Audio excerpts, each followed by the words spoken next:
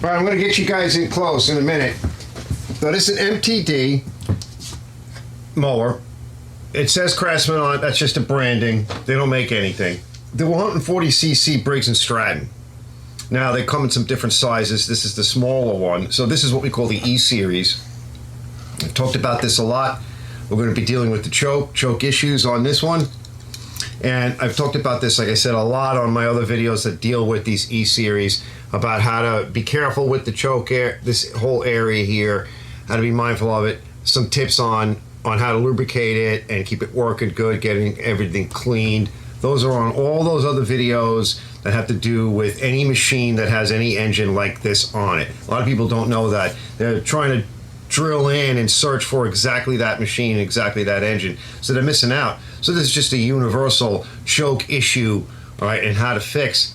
We'll do the spin around. I want you guys to take a closer look, and for those of you that know or spotting what might be wrong, and no, not the spring.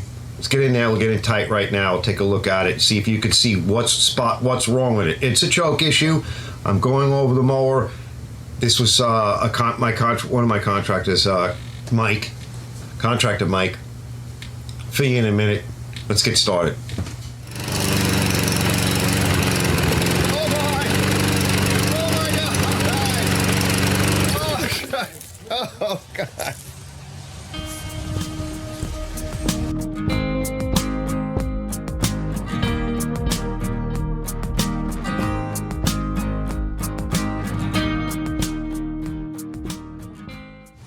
All right, in a minute we're going to effect the repair. And I'll drag that camera over a little closer. We'll get some good pics and shots and stuff of it. Before I do, let's back up a little bit. So those of you that were looking at that footage, you may have noticed a few things. Now, a little backstory first. So contractor Mike, a couple of things to know about him. He said it was when he dropped it off, he gave it to me for free. He doesn't know why he doesn't run. He thought maybe it was a leaker. We had two of these I did for him. I went over them about a year, maybe two ago, whatever it was. One was leaking a little bit from the shaft. I thought it was this one. I said, is it the leaker, Mike? He goes, he doesn't know. And the people are leaking, so something wrong with it. He didn't know what's wrong with it. I said, why is the plug out of it? Plug was out of it. You shouldn't leave it open. Mud daubers, water gets in. Oh, my father and I are working on it. A little backstory. When his father, Ian, his father, they go to work on this stuff, I don't know what they do. They just make everything worse. They just do. That said, my guess is they went to go work on it, left the plug out, thought the motor was no good, something's wrong with it. They gave up. Okay? Put their attention to something else. Now, another backstory about Mike, right? You're already looking here. This is a very common scenario. Why I say be careful in here. One of the most common scenarios for why these chokes don't work is this is a choke stove. It's got a bimetal in it. It expands when it gets hot. When it's cold, it should be putting the choke on. When it gets hot, it's supposed to pull the choke off. And it should pull it off sort of equidistant, like in response to how hot it's getting. And it fights with that little spring there that goes over here to reach an equilibrium. And at some point, right, between the engine getting hot and it's connected to the muffler here, so as it's getting hot, it's fighting with that spring, and at some point it'll be off completely. Now you can see, we'll look closer, but it's moving, right? But it's not moving properly. It's not moving all the way, and we can see it's bent. Everything is bent. So the most common problem is it doesn't work anymore. It can burn out, but that's kind of rare. Most common problem is the junk sits all around here. You can get nesting from animals and mice. Mice, their urine rots everything. This could get stuck and locked in whatever position it's in. Half on, half off, all the way on, all the way off. It will work. So the dirt and the filth built up in here is usually the first, but easily fixable. I often say drop a little oil on that, make sure everything is going good. You clean your motor out really good, and you just take this apart. It's 3 bolts.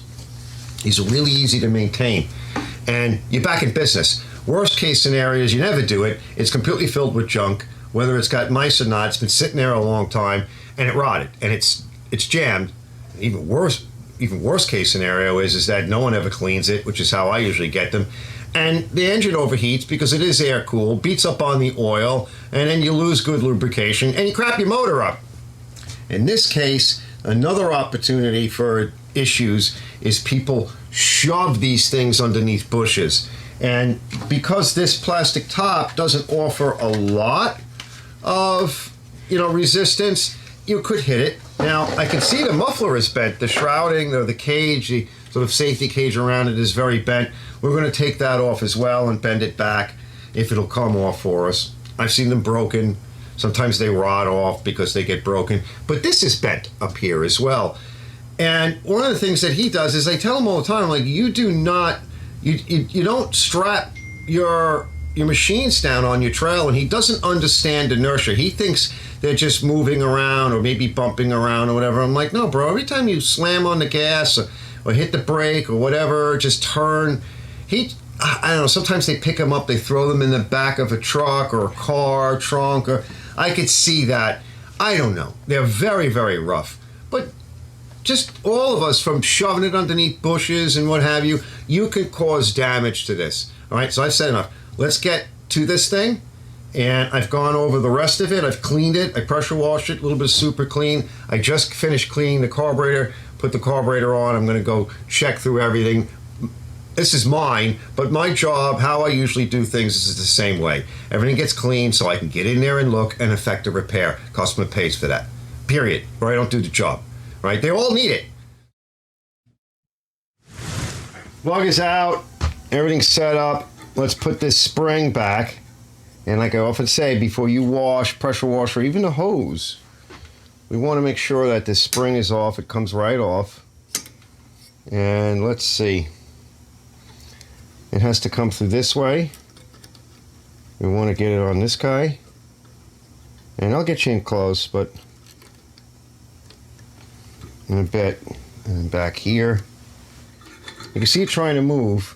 So we got to bend this back. So this bracket is really bad, and then this is bent here.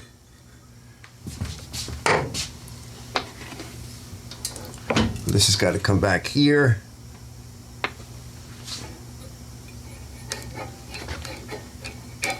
Let's get some lube on that. Let's bend this over a little bit. It's also twisted. Be careful where you pry. It's a little bit better. I think I might have another one. I do try to save them.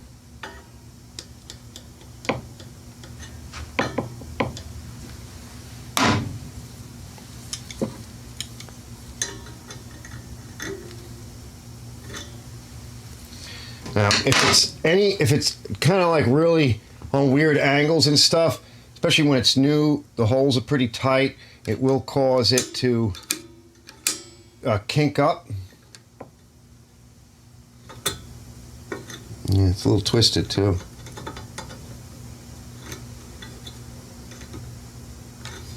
Your adjustment is here, actually, so you can open this up or close it down. Yeah, see? Now, we come forward, it's all off, and it's full travel, and then all the way back, the spring is helping it. So that's about right. Now, we won't know until we run it. And your indications are, if the choke is on too much for too long, it will start. Usually it takes about a pull, so we'll start off with that. It takes at least one pull because there's no primer. So you're not squirting fuel into the motor and it's sucking, pulling it in, sucking it in as you're pulling the cord. We don't have that.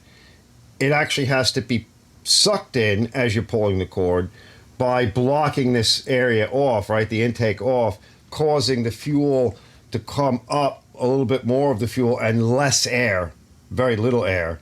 So that's making it richer. And so you have to pull it through once or maybe twice. If it's not that cold out, it might be the second pull will start. That's common.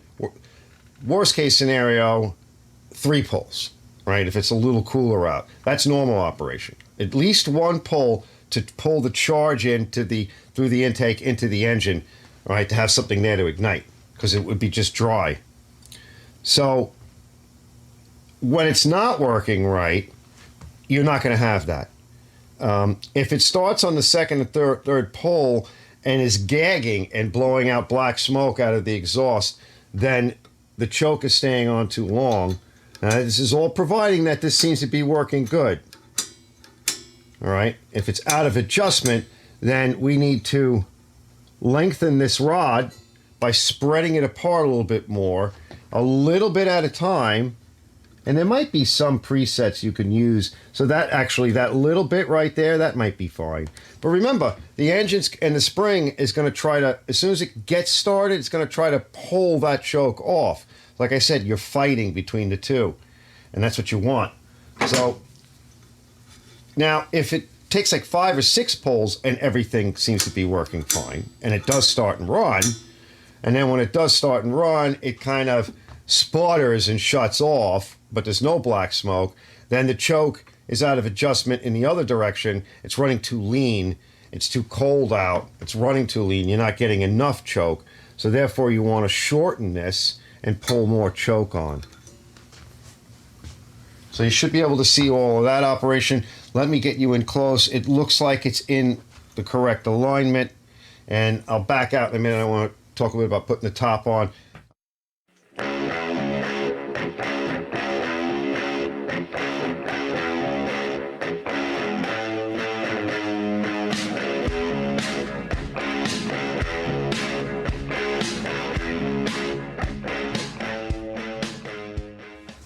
Now, of course, you're seeing it, right, with all this off, this cover plate. Well, this is the backing plate for the filter. So the silver ones go into the plastic of the carburetor. And don't use zip guns, banger guns.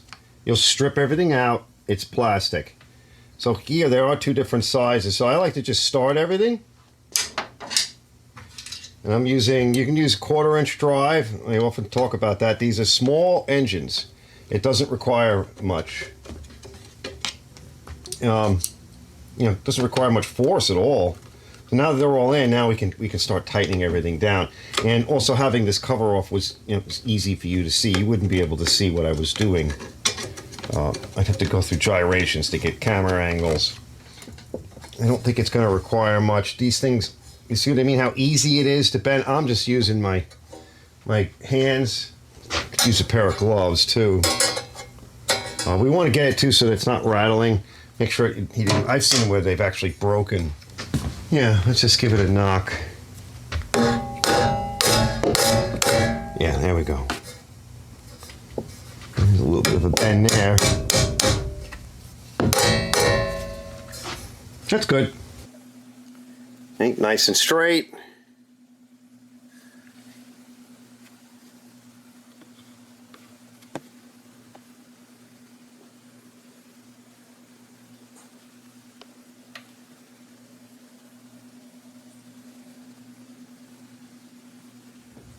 As I mentioned, I washed it off. I pressure washed it.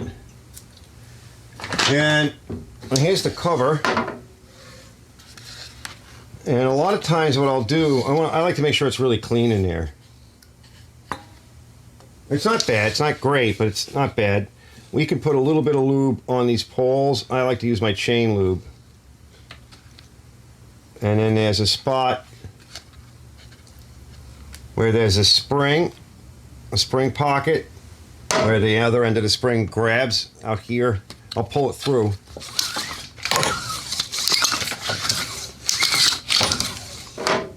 So, chain lube. Let's get rid of any excess. This will gel up. On some of them, I think the Hondas and some of the other engines, they actually call out a grease that can be applied. It's a lightweight grease. This pocket, as you see here, that's where all of this goes. And I've seen it where people shove this down. It's not in the right spot. It should lay down nice without any fight. If you want, you can put some no-sees on these. They only go into the tin in like these little peanuts. And they can lock. They can definitely lock up.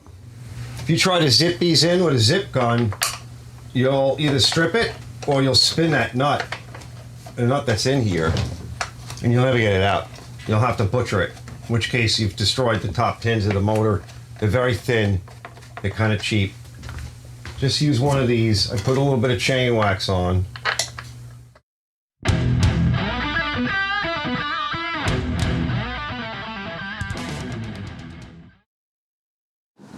All right, so, and this is cold. Hey, look. Ain't cold. All right, let's see. Let's just go pull it and see what happens. Let it run, too. I want to let it cook. See, one pull. Running good. Let's let it run. All right, it's been running for a little while. Let's just do a hot start, just to make sure, I don't know, I walked away, put my lunch on, let it heat up, you know, that kind of stuff. So let's now do a hot start.